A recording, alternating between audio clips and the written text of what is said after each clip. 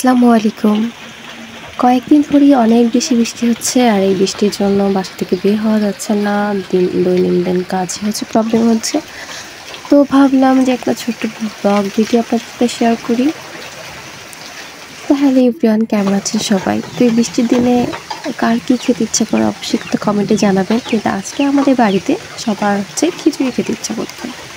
তো যেভাবে সেই কাজ আমার আব্বু ফার্স্টে বললো যে চলো খিচুড়ি রান্না করো। তো আমার আম্মু লেগে পড়লো খিচুড়ি রান্না করতে।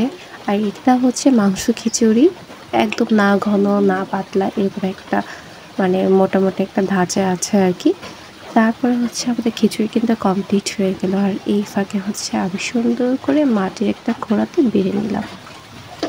তো আমার কাছে মাটির মানে হাঁড়িতে বা প্লেটে খেতে খুবই ভালো লাগে। তো এই জন্য হচ্ছে আমি একটা মাটির পাত্রে হচ্ছে খাবারটা বেড়ে নিলাম। এরপরে হচ্ছে ছিল বেগুন ভাজা। আমি কিছুটা পরিমাণ বেগুন ভাজা নিলাম। আর সাথে ছিল মজার ইয়াম্মি একটা আচার রেসিপি।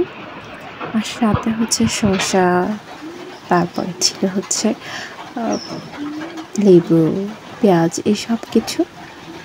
তো আমি কিন্তু আমার থালিটা সাজিয়ে নিচ্ছি। তো ফার্স্টে আমি দিলাম হচ্ছে বেগুন ভাজা, তারপরে আমি নিয়ে নিলাম আমার মানে প্রয়োজন মতো হচ্ছে শসা, এরপরে হচ্ছে আমি লেবু নিব, তারপর পেঁয়াজ। তো এরপরে হচ্ছে আচার ছিল।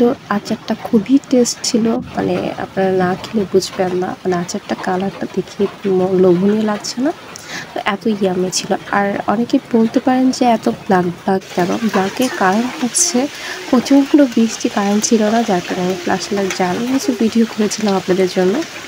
তো এই তো আমার খাবারের হচ্ছে ফাইনাল লুক এটা। এত পরিমাণ ইয়ামি ছিল, মানে এই দেখেন এখন কিন্তু বৃষ্টি হচ্ছে, দেখা যাচ্ছে ভিডিওতে। এত পরিমাণে বৃষ্টির সাথে হচ্ছে খিচুড়ি জমে একদম ক্ষীর। আজকের ভিডিওটা এই পর্যন্ত। সবাই ভালো থাকবেন, সুস্থ থাকবেন। আমার চ্যানেলটাকে একটু সাবস্ক্রাইব করে দেবেন, সবাই আমার পাশে থাকবেন, সাপোর্ট করবেন। অনেক অনেক ভালোবাসা রইল। আল্লাহ হাফেজ।